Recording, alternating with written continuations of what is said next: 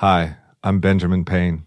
At the K-12 Education Office at Hillsdale College, we support school founding groups and their efforts to start classical schools across the country. Finding the right leader is one of the first and most important steps to building a successful school. While we do consider experience in education, we seek candidates who exhibit unwavering personal integrity, honesty, courage, and servant-hearted leadership. Perhaps that's you. If you're looking to engage in fulfilling, impactful, and challenging work protecting our nation's future and building up the next generation of virtuous citizens, we'd love to hear from you. I'm looking for strong school leaders right now. Learn more about how you can make a difference at hillsdale.edu/leader. hillsdale.edu/LEADER. That's hillsdale.edu/leader.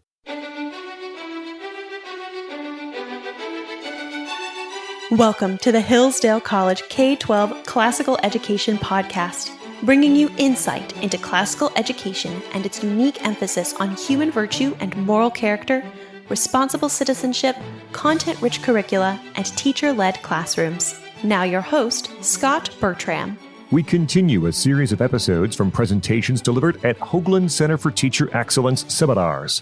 The Hoogland Center for Teacher Excellence, an outreach of the Hillsdale College K-12 Education Office, offers educators the opportunity to deepen their content knowledge and refine their skills in the classroom. These one-day conferences are hosted during the academic year in cities across the nation and feature presentations by Hillsdale College faculty, K-12 office staff, and leaders in the Hillsdale network of member schools. There is no cost to attend, and attendees may earn professional development credits. Currently, the Hoogland Center is hosting a series exploring the art of teaching a variety of subjects. To learn more about upcoming events, visit our website, k12.hillsdale.edu. Thank you. I can't believe it's 14, 15 years. That's pretty astounding to me. Thanks for the invitation to come here and talk about The Little Prince, which I think is one of the finest pieces of literature really ever written. I teach it in 2 courses at the college. So yes, I teach it at the college. I teach it in a great books course because I consider it a great book. And that great books course is Renaissance to modern literature, which those of you who teach continental literature from Renaissance to modern, you know it can be rather depressing. We can go through Goethe's Faust, Dostoevsky's Notes from Underground, Kafka's The Metamorphosis, Sartre's No Exit, Camus' The Fall, and you're thinking, dear God, no, don't do this. But I do this. And I end that semester in great books with The Little Prince. Something that I think is a little somber, and I think it is melancholic, but something that gives a full-throated response to Europe in the 20th century, 19th and 20th century. That it's not willing to just look away from the disasters. Rather, it wants us to take a look at our fellow humans in the eyes. I think that's one of the real imports of the novella. I teach it in a second class. Eric had mentioned a seminar I teach on existentialism in literature. There's a happy course for you as well.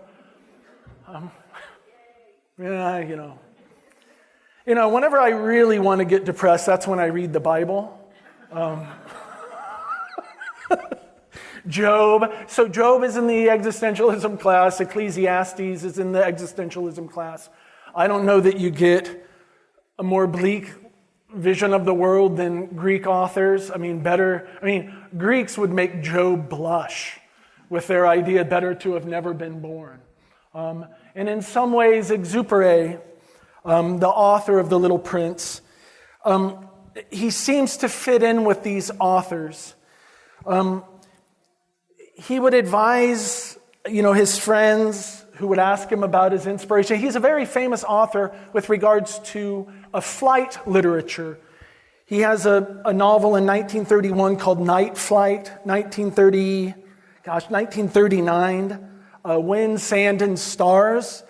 It's a recounting of when his plane actually went down in the desert in 1935.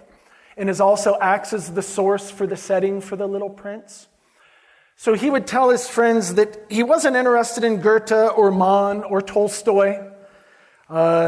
He doesn't like their heroic prototypes. Rather, he loves Dostoevsky and Nietzsche because, like they are, he's a child of the night. This is what I mean by there's something somber, something serious about what he's doing. But I think that's the very source of his sense of beauty in this novel. How many of you have read The Little Prince? Oh, wow, that's fantastic. Okay, that's great. I first encountered it in the 6th grade, back when in public schools they would actually have you learn foreign languages in the 6th, 7th, and 8th grade. And so I was introduced to it in the 6th grade in a French class. So that's how I slowly had to plug away at it. What else to say about Exupéry? Obviously, he was a pilot. He fought in World War II. He came to America, I think it was for about 25 months in the 40s. He eventually wrote The Little Prince. It came out after he had died. He finished it in the fall of 1942, so there's a pretty important date for you. He died being shot down in World War II. So he would fly recon missions. And they found his plane. Golly, I think they found his plane. It was here in the 21st century. They were able to actually identify it. And so then they looked at the flight logs, who would have been out there at the time. And they found the German pilot who would have shot him down. And he recounts the story of exactly where it was that they found the plane. And he says something along the lines of, he says, there I was flying, and there's this guy who's just flying around the coast with no care in the world. So I said, okay, maybe I'll give you something to care about. So I pulled up behind him, and he goes, and I fired on him, and I watched him go down into the ocean. And this is important, and this is a story I would definitely tell my students, and I don't care how young they are, I tell it to my children. The German pilot said, my God, if I had known that was Saint-Exupéry, I would have never shot him down. We all loved his novels when we were boys learning how to fly. Just think about that. It's a German World War II pilot who shot down a French World War II pilot. But when he found out this is the creator of these beautiful pieces of literature, he essentially would have abandoned his duty as a fighter pilot so as not to shoot him down. I was delighted today listening to the various lectures. It's very encouraging to hear about students learning to embody, to get inside of a poem, to take on the role of an actor, to step outside of themselves. Everything I heard today was kind of asking ourselves, like, how do we make children love literature? You would think if you're a teacher of literature, you would hopefully get them to love literature. And so it was great to hear that. And The Little Prince is particularly pertinent to this because it's a novella written by an adult, but written for children. And it actually puts childhood wonder and innocence on a pedestal. He wants to know, how can we get back that sense of, childhood joy, childhood happiness? And maybe wonder is the way to go about doing it. The quote from G.K. Chesterton, do it again, do it again, do it again. There's a second part to that story, the do it again, do it again, do it again. And the second part of that story is that's precisely what God was doing at creation. He would see the sun go down and it would come up and he would say, do it again. Go down and go, do it again. There's something of wonder that pulls us in, and that really is what this novella is about. It's about how do we recover that innocence. There's a quotation by American philosopher David Bentley Hart, and he says, "Wisdom is the recovery of innocence at the far end of experience." Wisdom is the recovery of innocence at the far end of experience. What I think he means by that is that we don't want to just fall into some sappy sentimentality regarding childhood.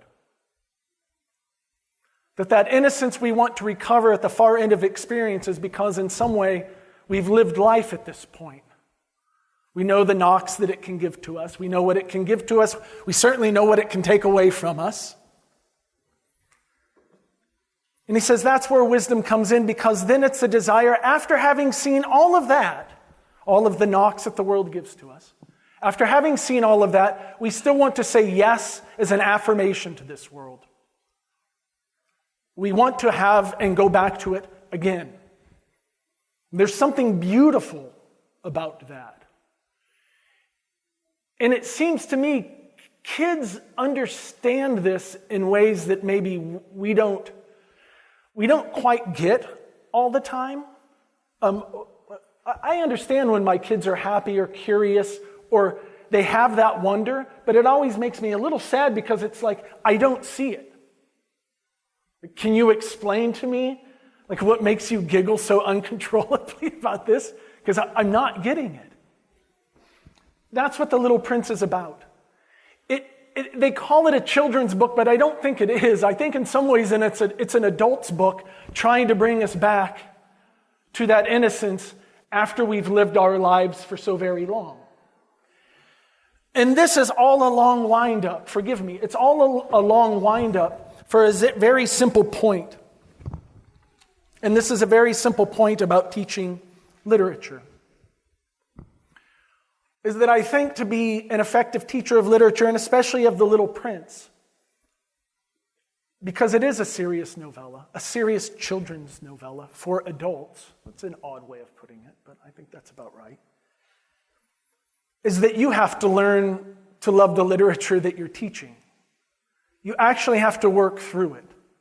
You actually have to figure out what makes this piece of literature tick. How does it work? It affects me, but how does it do that? It's incumbent upon you to work through it. And I don't know, because I go through lots of literature, and I've been teaching for a while now, so I don't do it so much anymore. But when I first started off, when I was young and energetic like Dr. Whalen, never as handsome been, don't worry. If I didn't love a piece of literature, I wouldn't teach it. When I first got to Hillsdale College, I don't know how to put it. I wasn't really raised in small schools. I went to big public universities for my BA, 25,000 students, 40,000 for my PhD. So I didn't really know small liberal arts. My high school was bigger than this place. Everyone was concerned very much with virtue and morality. For those of you who have read literature, lots of literature, you may not always run into virtue and morality. And so I didn't know what to do, so I was just teaching books that I would see my colleagues were teaching, because this must be the Hillsdale thing to do. And I'd try to teach one, I'm like, my God, that was terrible. Not my teaching, the book. Although I'm sure my teaching was pretty bad too, because the book was so terrible. I was like, who could teach this? And then I would talk to my colleague, because I would go, how do you even teach this? And he would start to talk about it. I was like, well, he loves this book. I could never love this book. That's how he can teach it. It's like, so I'm not teaching that any longer. So slowly, and it took me about 10 years, where all of my syllabi now are just essentially books that I love. That makes teaching really easy. So my point here today is just to offer you maybe a thread. For those of you who've never read The Little Prince, this isn't about teaching you how to teach The Little Prince. I wouldn't know how to teach this novel to 4th and 6th grade kids. I read it to my kids in bed, but they can interrupt and ask questions, and I can answer those questions along the way. So I wouldn't even know the approach with 4th and 6th graders. In fact, probably be a good rule of thumb that I'm not allowed to teach 4th and 6th graders. So I come to you with this novella. For those of you who haven't read it, go read it. For those of you who've never taught it or have been tempted to teach it, teach it. Is it sad? Yeah, it's sad. It is. You know, I think at the commencement address, I mentioned my kids. I mean, the ultimate teacher in this world for kids are actual pets. I think. Your kids, you know, I think the greatest teacher of life are goldfish. Kids so badly want one. Can't wait to feed it. Put their little plastic plants in there. You know, you guys all know where this is going. And then you get up one morning and Flipper's floating. And they're heartbroken. They're heartbroken because they got up to feed the fish. That was kind of their calling. And now they feel a sense of failure. The first thing they're worried about, did I not feed it enough? Or most parents will say, don't overfeed it. They worry, did I overfeed it? There's a teaching for kids in this world that your goldfish will die. Ooh. And then comes the hamster. And then the cat. And then the worst of all, the dog. And there is real distinct wisdom with children. Because every time I've buried a dog, and we've buried many of them, and it's really bad at my house. So in Michigan and Indiana, if you know your dog may be going down soon, and it's fall,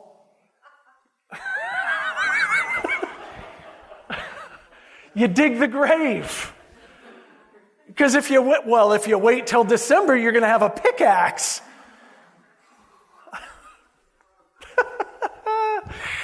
And so now the kids just see a grave there all the time, just going, hey, what's the grave for? And it's, well, that's for Matilda. She's not doing well. They seem to be okay with it until the dog dies. And then we're all there just weeping. Tears. I'm the worst one of the whole batch. You bury it. Kids are crying. I'm looking at my wife like, why do we do this? We finish it up, and I swear to you, not 3 steps from the grave, not 5 seconds after wiping snot off of my mustache, one of those kids goes, can we get another puppy? And it's like, you idiot. Why do you want to go through this again? But they're smarter than I am because I see the pain and I want to run away from it. I want to say, I've had enough with this. I don't want this pain. Because I know when I get that puppy, all that joy, I know where it ends up. But it turns out my kids do too, and maybe even more so than I do. Except they reject that, and what do they want? Life. I loved that thing, and I want to continue to love something. That in some ways, what we see in human beings at those moments is that we are inherently attracted to caring and loving for something else outside of ourselves. This is what the existentialists teach me through and through, because they always hit a brick wall. It's like, no, you were almost there. And they can't seem to find the way. This is why I love teaching it at the end. And I love teaching it to my young children, because it does two things for them. It depicts adults who I think their priorities are off. So for those of you who go through and you like to ask your students those questions of virtue, those questions of morality, as the little prince goes to earth, he runs into these different individuals. He runs into the businessman who thinks he can buy everything, and that's how his days are consumed. He runs into the king. It's great. He's a king who lives by himself, which means what does he need?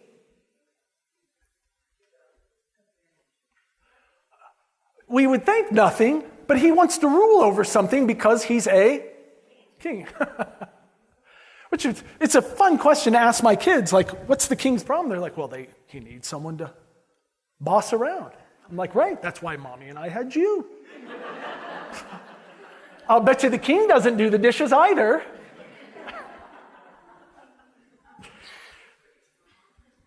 But then you run into a drunkard, right? And the drunkard, he's actually, it's a really earnest depiction. He says that he's ashamed. Ashamed of what? Ashamed that I drink. So why do you drink? To forget that I'm ashamed of drinking.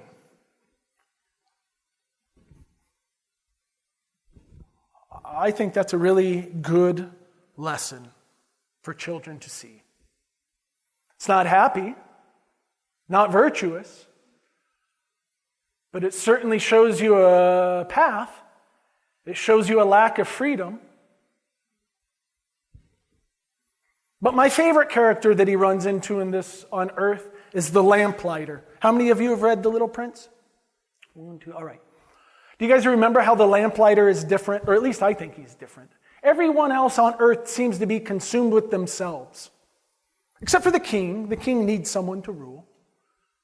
Except for the lamplighter. You guys remember, what does a lamplighter do? You guys remember? Who remembers this? Yeah. There's only one lamp. Only one on a small planet. Yes. It goes, he has to blow it out, he lights it back up because the planet's so small. But the little prince says one thing, of all of these people I visited, only one made any sense to me, and it's the lamplighter. And it's the lamplighter specifically because he has a duty, he has an obligation, he has a responsibility. And by responsibility here, I mean it's something along the lines of this. Usually we think of responsibility as if there is some sort of law or guideline that tells us what we must do. Therefore, I have to be responsible because I've been told this is my responsibility. But there's no one on this planet telling him he's responsible for this. I think what Exupéry comes at is a responsibility that precedes any law. Coming from the French, from the Latin ultimately, répondre, to respond. And this is a frightening thought, I think. A responsibility without guidelines. A responsibility that just calls us to respond to whatever that thing is across from us. And that this has something to do with the nature of our existence. Ourselves being called by an other. Because this is precisely where the novella is going to move. Precisely this direction. That what it means to be human, I think what this novella does is it's trying to give us, sketch out some sort of phenomenology of love. It's trying to explain to us that who we are is predicated upon relationship. That oftentimes we think of ourselves as just a subject. Yes, I go to Eric. I, Justin, in my totality, goes to Eric in all of his totality. And these are just the meeting of two subjectivities. That's pretty straightforward, I think. But what Exupéry is trying to get at is something along the lines of, what if that I is actually predicated upon my interaction and relationship there. I can give you a simpler example. I could never call myself a father, which is what I am a father, until my first child was born. You would think that being a parent means you're, in some ways, autonomous, self-ruling, self-naming. But what you realize in that delivery room is that you're not autonomous, that I don't get to name myself father, that I am named father. Now, having been named, what must I go and do? And that becomes the question. What must I go do? And to accept that sort of thing. It's that great question in Genesis chapter 4, when Cain asks God, "Am I my brother's keeper?" It's a great question because Cain just hangs himself on it. Because for Cain to ask, "Am I my brother's keeper?" means there's a possibility that has crossed my mind that I am indeed my brother's keeper. And now because he's conscious that he may or may not be his brother's keeper, it is now incumbent upon him to decide whether or not he's his brother's keeper, because there's no law written, "You are your brother's keeper." It's just sitting in his lap, and he asks it to God. And I think, oh, that's painful. You did yourself in, Cain. He's just convicted himself just by uttering that question. It's what this novella is predicated upon. I'd like to read you a few passages, if I could. At least a couple of passages with his Rose that he leaves on his planet after they have a bit of a fight. She's a very demanding Rose. She's cruel to him. He'll catch her in lies and she gets embarrassed. She's very childlike, I would say. She's open. She gets embarrassed easily. She apologizes. But there comes a point when the little prince has to leave her. This is why he finds himself on earth. And when he's on earth, there are two discoveries that he makes. And I think they're the two important discoveries of his journey. He meets a fox and he meets roses. He lived on a planet just by himself with a couple of volcanoes that are extinct. And his rose, whom he loves dearly, though she torments him. And he has to be careful of baobabs, these huge trees that could take over his planet. And that's it. It's what he has. Volcanoes to tend to, which he likes. And an excuse for tending to these dormant volcanoes is you never know. There's a nice lesson to teach your students. Be a little prepared because you never know. So he leaves his rose and he travels to Earth. And he runs into this fox. It happened that the little prince, having walked a long time through the sand and the rocks and snow, finally discovered a road, and all roads go to where there are fine people. "Good morning," he said. It was a blossoming rose garden. Remember, he's only seen one rose in his entire life. And the one rose that he's seen is his rose. "Good morning," he said. It was a blossoming rose garden. "Good morning," says the roses. The little prince gazed at them. All of them looked like his flower. "Who are you?" he asked, astounded. "We're roses," the roses said. "Ah," said the little prince, and he felt very unhappy. His flower had told him she was the only one of her kind in the whole universe. And here were 5,000 of them, all just alike in one garden. She would be very annoyed, he said to himself, if she saw this. She would cough terribly and pretend to be dying to avoid being laughed at. You know he's a great reader of Dostoevsky because in Dostoevsky, laughter is a sign of humiliation, and he uses laughter all throughout this novella, especially with the rose. I'd have to pretend to be nursing her. Otherwise, she'd really let herself die in order to humiliate me. And then he said to himself, I thought I was rich because I had just one flower, and all I own is an ordinary rose. That and my 3 volcanoes which come up to my knee, one of which may be permanently extinct. It doesn't make me much of a prince. And he lay down in the grass and he wept. It was then that the fox appeared. Good morning, said the fox. Oh, and by the way, I should let you know, it's a children's novel that has illustrations throughout that Exupéry, he painted himself with watercolors. This is actually part of the charm of it being a children's novella, is that Exupéry gets to actually do that artwork. That's always the saddest thing for me as a parent,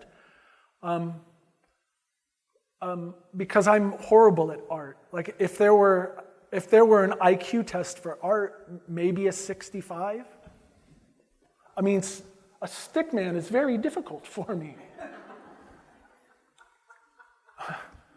But I do have a memory of actually drawing a tree when I was a child that I was proud of.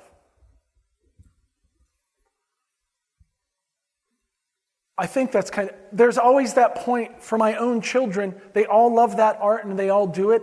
And then there comes a point, at least for one of my children, for 2 of them now, where they realize they're terrible at this.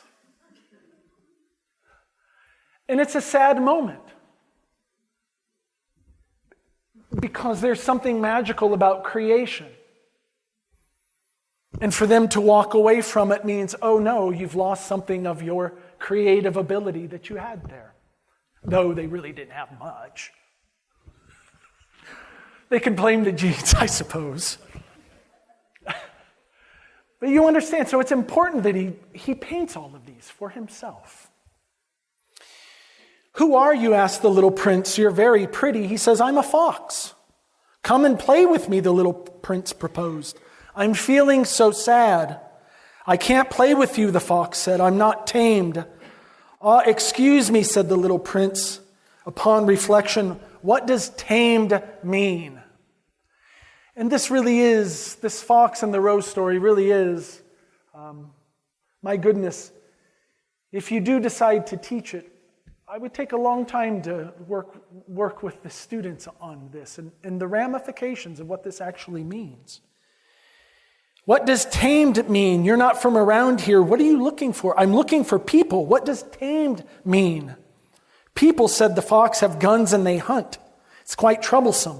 They also raise chickens. That's the only interesting thing about them. Are you looking for chickens? No, said the little prince, I'm looking for friends. What does tamed mean? The little prince is pretty famous for when he asks a question, he won't let it go. Here comes the fox's response. It's something that's been too often neglected. It means to create ties. To create ties? Asked the prince. That's right, the fox said. For me, you're only a little boy, just like 100,000 other little boys. And I have no need of you. And you have no need of me either. For you, I'm only a fox like 100,000 other foxes. But if you tame me, we'll need each other. You'll be the only boy in the world for me, and I'll be the only fox in the world for you. I'm beginning to understand, the little prince said. There's a flower. I think she's tamed me. Possibly, the fox said. On earth, one sees all kinds of things. Oh, this isn't on earth, the little prince said. The fox seemed quite intrigued. On another planet? Yes. Are there hunters on the other planet? No. Now that's an interesting planet. And chickens? No. Well, nothing's perfect. But he returned to his idea. My life is monotonous. I hunt chickens. People hunt me. All chickens are just alike, and all men are just alike. So I'm rather bored. But if you tame me, my life will be filled with sunshine. I'll know the sound of footsteps that will be different from all the rest. Other footsteps send me back underground. Yours will call me out of my burrow like music. And then look, you see the wheat fields over there? I don't eat bread. For me, wheat is of no use whatsoever. Wheat fields say nothing to me, which is sad. But you have hair the color of gold, so it will be wonderful once you've tamed me. The wheat which is golden will remind me of you, and I'll love the sound of the wind and the wheat. And the fox fell silent and stared at the little prince for a long while. Please tame me. I would submit to you that phrase may be the spirit which acts as the foundation for this classical education movement. Because what we've seen, I think, is that students want to be tamed. One of the hardest things I've had to do in the last month, as far as I can recall, was stand like this. How long was that? How long did you make us stand like this? Oh, is she gone? Oh. This is impossible. And then she said, no putting your hand on chairs, and there was my hand on chairs. And don't do this. And don't do this. She's taming me. You're taming your students. You guys want to use language of cultivation because it's a prettier word. That's fine. These little animals, I think tame is perfectly appropriate. I speak of the college students, not your benevolent little angels running about.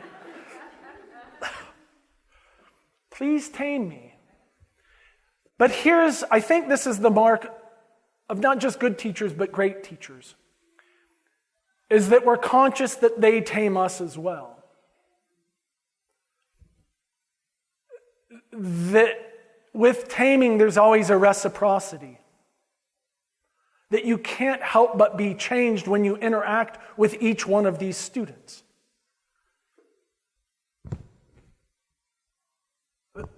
That some of you have been teaching for 10, 11, 12, 15 years. You have that one student that every time you maybe see something in a classroom or something outside on the playground, you remember that student. Right, that student tamed you. That there's a reciprocity that goes on in that classroom that's there.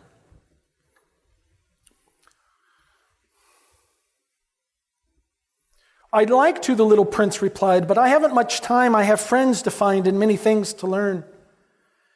The only things you learn are the things you tame, said the fox.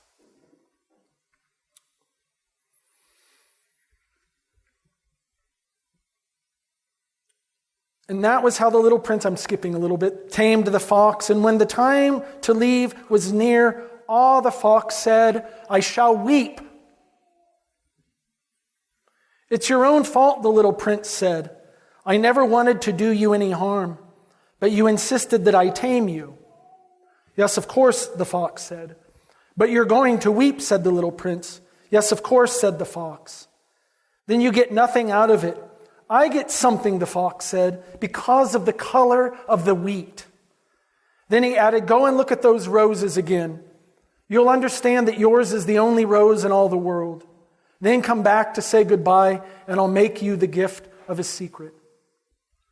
And the little prince goes back to the roses, and he says, you're lovely, but you're empty. One couldn't die for you. Of course, any ordinary passerby would think, my rose looked just like you, but my rose all on her own is more important than all you together because she's the one I've wanted.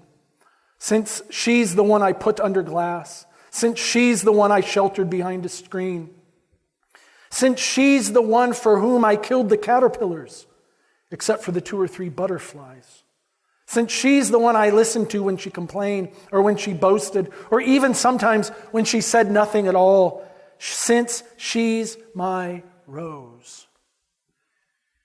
And he went back to the fox. Goodbye, he said. Goodbye, said the fox. Here is my secret. It's quite simple. One sees clearly only with the heart. Anything essential is invisible to the eyes. Read that again. One sees clearly only with the heart. Anything essential is invisible to the eyes. I would submit to you that when you are teaching these students about wisdom and virtue, and as I've heard this morning, these all sorts of tales that have morals to them. Shocking. The one thing that you're teaching them to do beyond just being virtuous is to actually understand something with the heart, to see with the heart.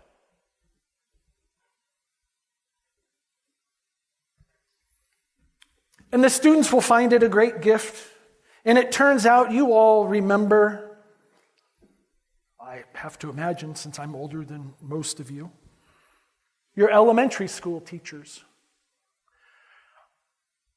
My 2nd grade teacher wore a perfume that I loved. And I asked her, "What is it that you're wearing?" And she told me. I was like, "Thank you." Because I thought, maybe I'll buy her a bottle of perfume. I never did. But it must have been 12 years later, I was walking through a department store with my son who wanted to buy his mom a bottle of perfume for Christmas.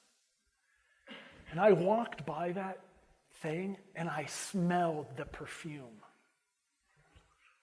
I smelled it. My goodness, it brought me back to that 2nd grade classroom. It brought me back to Mrs. Hart. In other words, you're giving all sorts of things to these children, but in return, they're giving all sorts of things to you as well, this sort of reciprocal gift that's there. And so I'll end on this. I didn't get to the end of it. I don't want to ruin it for you. I really don't. I don't want to go through every direction it goes, but I will say this one last thing. When you read it and you reread it, you'll come to the end and he asks you a question. I'm not going to ask the question to you here, but please do pay attention to it, because this is the final line, and you have to challenge yourself to really try to figure it out. Whatever answer you come up with, you have to actually run it through, the logic machine to see if it actually holds up, because it's a really difficult question. And his conclusion is, and no grown-up will ever understand how such a thing could be so important. And I love the fact that you guys ask all your students these questions. This one, I imagine they'll have some answers for you. Some wonderful answers, maybe some shocking answers as well. So thank you for your time.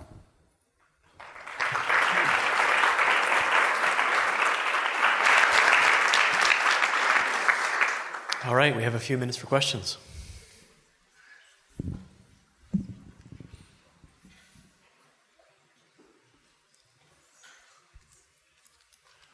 Here's a nifty fact. It's been translated into over 30 languages, the latest one being Klingon.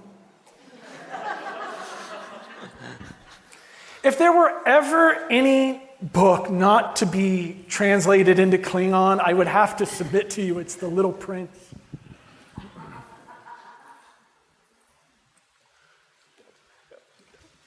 Okay, thank you. Here we go. Well, there's one over here, Dr. Jackson. Thank you. I'm wondering if you could say something. You teach it in an existentialism class. How would you relate it to the themes of existentialism? Sure. Maybe a quick. So a lot of what I try to do in the existentialism, but also in the great books, is that, and I'll just say around the time of the Romantics, we start to see what was developing in the Renaissance, and then certainly in the Age of Reason, the Enlightenment, a shift to the human qua human, to study the human as an entity in and of itself. So a sort of individualism. It will eventually become, after it gets rescued a little bit, a humanism, but an individualism. And the Romantics then kind of unleash a certain type of individualism. And I say this as a great lover of the Romantics, even considering myself a Romantic. But I think there are real criticisms that one can find in that sort of hyper-individualism, and then it starts to take off all throughout Europe. And so now we have a sort of a crisis.